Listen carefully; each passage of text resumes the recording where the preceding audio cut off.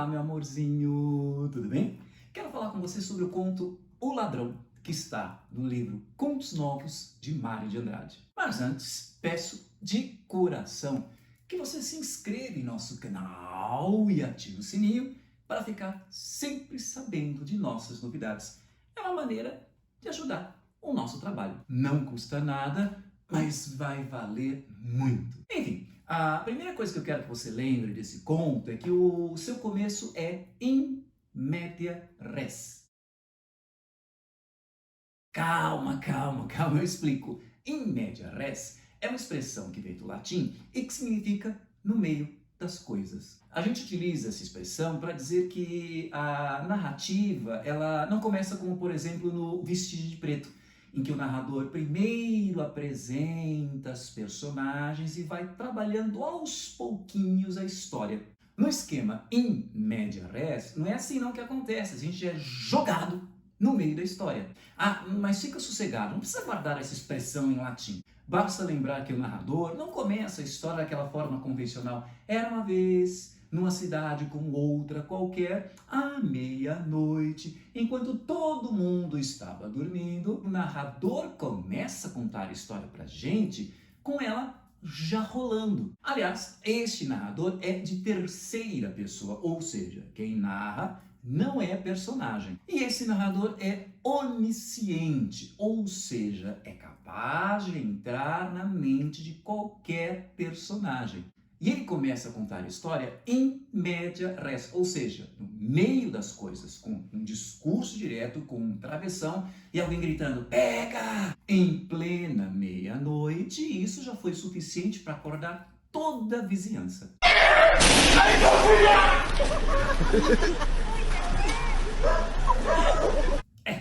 Quase como essa vizinhança aí. Ainda bem que hoje já não existem mais vizinhanças curiosas. Um povo que fica cuidando da vida alheia. Para! Enfim, as pessoas saem à porta e o que elas veem? Um cara correndo e gritando, pega! Começa então uma perseguição agitada pela vizinhança e o pior, eles nem sabem o que estão perseguindo. Tanto que tem uma hora que uma personagem pergunta, quem me contou que é ladrão? E ela fica sem resposta. Mas o legal é que essa perseguição acordou a vizinhança toda e aí nós vemos algumas cenas interessantes. Temos um mocinho que entra no embalo dessa perseguição, mas aí quando descobrem que ele é medroso, ele é dispensado, ele fica tão chateado. Temos um pessoal mandando no guarda, faz isso, faz aquilo. Temos um jovem que sai à perseguição, mas é convencido pela mãe a desistir disso porque o menino é asmático e a noite está muito fria. Tem também uma mocetona, calma, eu falei mocetona, que é uma moça grande, robusta, muito bonita. Essa cena é muito engraçada, deixa eu ler para vocês, diz aqui ó.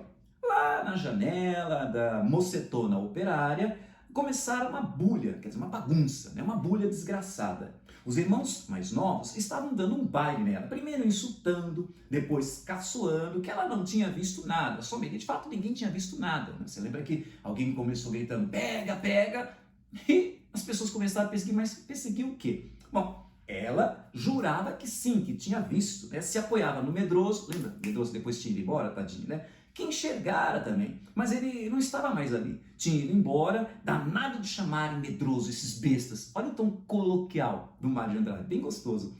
A mocetona gesticulava com o metalzinho da Vanity Case. Vanity Case é estojo de maquiagem, né? Brilhando no ar. Afinal, acabou atirando com a caixinha bem na cara do irmão próximo e feriu. Veio a mãe, veio o pai, precisou vir mais gente que os irmãos cegados com a gota de sangue queriam massacrar a mocetona. Que forrobodó de cuia. Por aí você já percebe uma característica marcante neste conto. A forma colorida com que Mário de Andrade retrata uma coletividade. Em toda a literatura brasileira, a técnica utilizada neste conto por Mário de Andrade para retratar a coletividade só é superada por uma obra, O Cortiço, de Aloysio Azevedo. Cada cena sozinha nessas obras, muitas vezes não tem graça. A força delas está quando elas se conectam montando um conjunto, um todo. Bom, então nesse todo, nessa agitação desse todo, é que acontece uma coisa que eu acho muito interessante. Morava nessa vizinhança a esposa de um português, o tal do português das galinhas. Ela era chamada a vergonha do quarteirão. Por quê? Enquanto o marido, Fernandes, partia para cuidar da granja em São Caetano, que é uma cidade vizinha a São Paulo, ficava lá por 3 ou 4 dias, essa mulher recebia visita, homens, com quem ela ficava por 3, 4 horas. Era o entregador de jornal, era o entregador de marmita, era o médico novinho, até o padeiro da tarde, que era um menino que uns 15, 16 anos. A chegada dessa mulher, assustada, amedrontada com a possibilidade desse ladrão estar em alguma casa, inclusive a dela, enfim, a chegada dessa mulher, ela representa o ápice, o ponto máximo de uma coisa que estava se manifestando naquela noite. Se não representa, está paralela, o que faz com que a gente preste atenção nessa coisa que está acontecendo. Que coisa é essa? Bom, para saber que coisa é essa, vamos lembrar que Mário de Andrade chamou esse conto de croniqueta. E, como crônica, tem a função de flagrar, de captar uma cena do cotidiano e ir além, permitindo reflexões sérias, muitas vezes críticas. Vejamos, a agitação provocada por esse ladrão, se é que ele existiu, mas não importa. Essa simples menção a ele já foi suficiente para unir essas pessoas. No meio do cotidiano urbano moderno, extremamente massacrante, desumano, essas pessoas tiveram um momento para compartilhar um pouco de solidariedade, um pouco de afeto, um pouco de caráter humano. Por isso, temos um violinista que começa a tocar o seu instrumento e no final de tocado a sua valsa, ele é aplaudido. Que nhó! Se bem que no meio desses que aplaudiram, tinha uns aí que estavam lá só para chacota, para gozação. Mas ainda assim, eu tenho uma união de pessoas felizes. O pior é que pediram para o violinista tocar mais uma, mas ele só sabia tocar aquela e toca de novo a música de sempre. Play it once, Sam. For all time's sake. I don't know what you mean, Miss Elsa. Play it, Sam. É mais ou menos o que acontece aqui. E veja como a música é capaz de criar ou de representar um clima. Aliás, já viram esse filme? Casablanca? Veja. Mas voltemos. A mulher portuguesa está amedrontada, porque por mais que tenham entrado em tudo que é casa, né, eles não acharam o ladrão. E aí foi essa mulher chegar. Veja a cena, que interessante. Foi um silêncio carregado no grupo, assim que ela chegou. As duas operárias honestas, detalhe, se retiraram com fragor, com velocidade, né, facilitando os homens. Facilitando o quê? Você sabe, já está percebendo, né? Se espalhou um cheiro por todos, cheiro de cama quente, corpo ardente e perfumado, recendente. Todos ficaram que até a noite perdera a umidade gélida. Sente a sensualidade até a noite. Veja, estamos depois da meia-noite, a madrugada, até a noite. Ficou quente. Tem um quê de expressionismo aqui, ou estou enganado? Então, o guarda, enquanto todos estavam ouvindo a valsa do violinista, o guarda, olhando bem nos olhos da esposa do português, disse: "Você tem colher?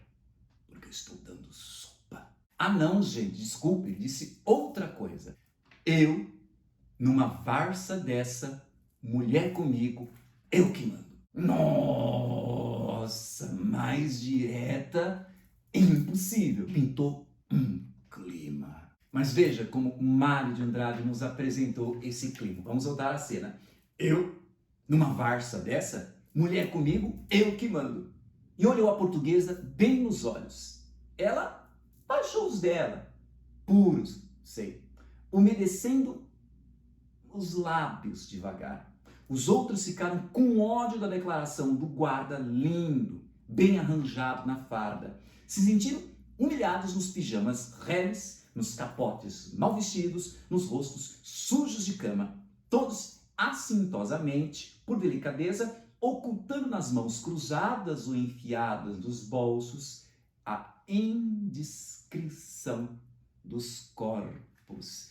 Entendeu esse trecho? Se você não entendeu, é porque você não está na idade ainda de entender. Mas, assim como tantos outros contos deste livro, os prazeres da vida, eles são reprimidos em nome da moral, do decoro e dos bons costumes. Uma italiana estava fazendo um café para distribuir para todos, para eles se aquecerem naquela madrugada fria. Já eram 2 da manhã. Olha só que aconchegante o cheiro quente do café sendo preparado. Não é uma delícia? Você pode até nem gostar do café, mas quando sente o cheiro do café sendo preparado, essa italiana está com a última xícara de café e ela atravessa a rua olhando bem para o guarda. Mas olha só que maldade, ela passa batido pelo guarda e vai entregar, ou melhor, guardar essa última xícara do café só para o seu marido, que estava dormindo e queria acordar bem cedinho lá pelas 4 da manhã porque tinha que partir para trabalhar em Pirituba. Notou a indireta? Ou sou eu que estou imaginando demais? Mas notou a indireta? A última xícara é dedicada por uma esposa ao seu marido. Olha aqui como eu tenho um casamento sagrado, um casamento respeitado. Uma indireta a esses homens que estavam seduzidos por essa mulher que, veja como Mário de Andrade descreve a situação sedutora dela. A portuguesa em êxtase, divinizada, assim, violentada a altas horas por 7 homens, traindo pela primeira vez, sem querer, violentada o marido da granja. E vem essa italiana e corta o clima. Um pudor, quer dizer, uma vergonha, esmaga o guarda e todos os outros homens que estavam ali ao redor. Perde-se então o clima, desmancha-se o clima, todo mundo vai embora, até o guarda. A mulher do português volta para casa e dorme sozinha, dorme arrasada. A partir daí, todo aquele clima coletivo de solidariedade, afetividade, de humanidade some. Todo mundo volta à rotina, à moral, ao decoro, aos bons costumes, aos compromissos da vida. Vence aquela realidade. Amanhã a gente tem que acordar cedo. Vamos embora. A rotina chata da vida vence. Mas aí você vai me perguntar, mas e os caras que lá no finalzinho ficaram num grupinho, conversando, rindo, se divertindo? Não é uma sombra desse triunfo da coletividade? Não.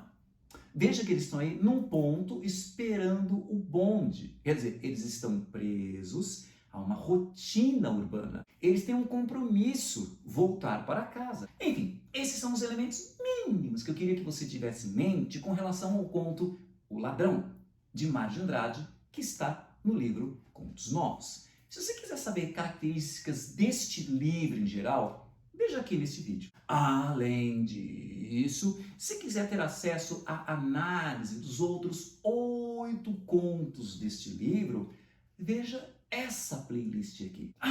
O conto cuja análise você queria ainda não está aqui, preste atenção no que eu acabei de falar. Ainda não está aqui. Como é que eu vou saber quando estará, professor? É só se inscrever no nosso canal e ativar o sininho para ficar sabendo dessa e de tantas outras novidades. E se você gostou desse vídeo, curte aí, deixe o seu comentário, compartilhe em suas redes sociais, porque conhecimento é para isso mesmo, é para ser compartilhado. Um beijo, não sei se de italiana ou de portuguesa, e até a próxima.